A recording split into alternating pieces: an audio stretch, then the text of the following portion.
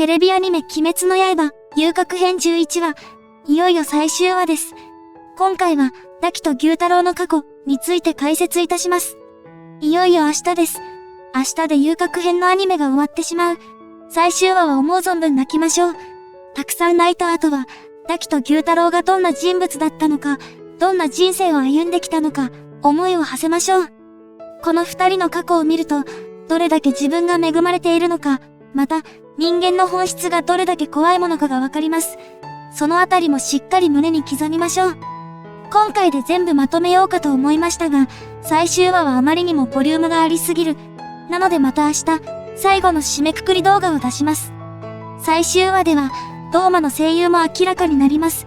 皆さんはドーマの声優が誰になると予想しますか？コメント欄で教えてください。参考にさせていただきたいです。ということで、ダキと牛太郎の過去についてです。いいねと共有ボタンからのリンクコピー、チャンネル登録と通知のオンまでお願いします。では参ろう。鬼滅の刃、遊郭編、11話、ダキと牛太郎の過去、1。羅生門が死、遊郭の最下層で牛太郎は生まれます。遊女の仕事上、望まない子供ができてしまうことも多くあります。子供を育てるにはお金が必要。最下層の遊女である牛太郎の母親に、子供を育てるだけの余裕はありません。そのため牛太郎は、生まれる前も生まれてからも、何度も母親に殺されそうになったことがありました。それでも生き延びてきた牛太郎。食べるものは与えられず、腹が減ってはネズミや虫を食う生活。周りの人間は誰も助けてくれません。顔や体にある血のシミのようなあざ、そしてギザギザの歯。これはある先天性の病気に見られる症状。加えてボサボサの髪に血走った目。風呂もろくに入れず、いつも赤まみれの老けまみれ。のみがついたひどい体臭。美貌がすべての価値基準である遊郭で、牛太郎はことさら意味嫌われていました。それはまるで怪物扱い。虫けら、ボンクラ、のろまのふぬけ、役立たず。炭治郎に牛太郎が言っていた言葉です。この言葉は、牛太郎が過去に言われ続けてきた言葉。家では母親の罵詈雑言と暴力。外では罵詈雑言に石を投げられる。牛太郎に安心できる場所なんてありません。これは悲しすぎる。牛太郎には何の罪もありません。容姿だって声だって選んで生まれることはできないのです。こんな環境では牛太郎がひねくれてしまうのも無理はありません。身も心もズタボロだった牛太郎。唯一の遊び道具は母親の客が忘れていった鎌でした。これが後々の牛太郎の武器となっていきます。そして梅が生まれます。梅が生まれたことにより、変わり始める牛太郎の人生。梅という名前は、母親の病名から付けられたもの。なんともひどい母親です。この狂った母親は、目や髪の色を理由に、梅をくびり殺そうとしたことがあります。そこを救ったのが牛太郎でした。梅が少し大きくなると、いつも牛太郎について回るようになります。離れると泣きわめいていた梅。牛太郎はそんな梅が可愛くて仕方がありませんでした。ある時、母親が梅に暴力を振るい、さらにはカミソリで髪を切ってしまうという事件が起きます。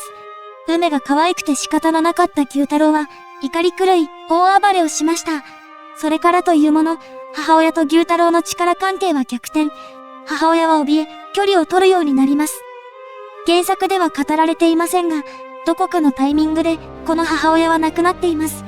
そして二人は家を失い、食べるものに困る日もしばしば、お腹が空いて動けなくなることや、時には餓死しそうになったこともあったそうです。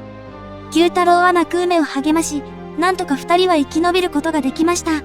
少ない食べ物に関しては、牛太郎が犠牲になって梅にあげていたのではないでしょうか。そんな様子が想像できます。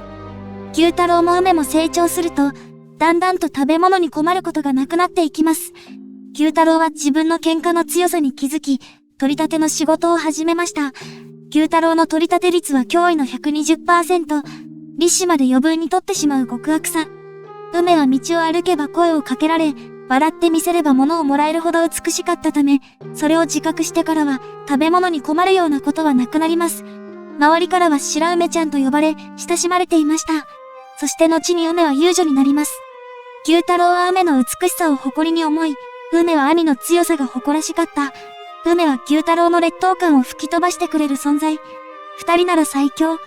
これから二人の人生は好転していく。はずだった。鬼滅の刃、遊郭編、11話、ダキと牛太郎の過去、2。梅が13歳の時に事件は起きてしまいます。客の侍の目をかんざしで突き、失明をさせてしまったのです。これには訳がありました。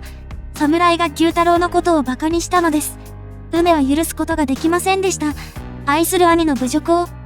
梅は侍から報復を受けてしまいます。相手は大柄の男で力では叶えません。縛り上げられ穴に落とされ、梅は生きたまま焼かれることになります。なんとも非道なやり方。牛太郎が仕事から戻った時、梅はまだ生きていました。しかし全身大やけどで丸焦げの状態。いつもは取り立てる側の牛太郎が一番大事なものを取り立てられてしまう。泣き叫ぶ牛太郎。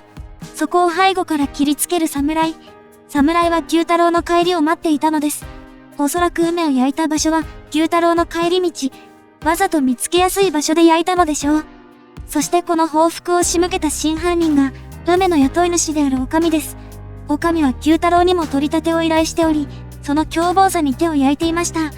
そのためこの機会に牛太郎を厄介払いしようと企んだのです。侍と女将の話から全てを悟った牛太郎。鎌を持ち立ち上がります。そしてまずは女将を攻撃。命を取り立てます。次は侍です。相手は刀を持った剣士。簡単には倒せません。しかし強い牛太郎。鎌で刀を折り、侍の頭を真っ二つにします。侍からも命を取り立てた牛太郎。しかし梅は戻ってきません。牛太郎は梅を抱え、遊郭の街をさまよい歩きます。梅は瀕死の状態。牛太郎も背中の傷の出血により、長くは持たないといった状況。そしてついに牛太郎は倒れてしまいます。そこにタイミングよく現れたドーマ。当時の上限の6。ドーマは、二人に鬼になるよう促します。それを受け入れた牛太郎。そしてこう決意しています。俺は何度生まれ変わっても必ず鬼になる。幸せそうな他人を許さない。必ず奪って取り立てる牛太郎になる。これは仮初めのタイトル回収。何度生まれ変わっても鬼になる。悲しい決意です。二度と奪われない。必ず取り立てる。この固い決意により牛太郎とダキは上限の6にまで上り詰めることになったのです。まとめ的なもの。いかがでしたでしょうか？コミックスと公式ファンブックの情報から得たものを時系列に沿ってまとめてみました。僕は二人の過去をどうしても現代と重ねてしまいます。ここまでひどい境遇はないだろうと思いつつ、同じような境遇の子供たちもいるのではないだろうか。そうも思います。親に殺されそうになり、外に出れば石を投げられる。これがまるで SNS の誹謗中傷のようにも感じました。容姿で人を判断するのは本当に醜い人。しかし人は全員が綺麗な心を持っているわけではない。それもしっかり認識して分かっておかなければならない。分かった上で自分はぶれないこと。悪人を見てこういう人がいます。どうしてそんなことができるの？それは何も分かっていない。悪はいるのです。僕たちができるのは、なるべく悪を生み出さないようにすること。牛太郎や梅の母親のような大人にはならないこと。ほとんどの人は、生まれた時は天使のような心を持っています。しかし、環境によってそれは黒く染まります。牛太郎がいい例ではないでしょうか。やはり鬼滅の刃は学ぶべき点が多くあります。読み取り方は人次第。あなたは牛太郎とダキの過去からどのようなことを感じましたか？コメント欄で教えてください。また、ドーマの声優予想についても教えていただけたら幸いです。ということで、続けて動画作成に勤しみます。体の心配をしていただき、ありがとうございます。みんな優しすぎる。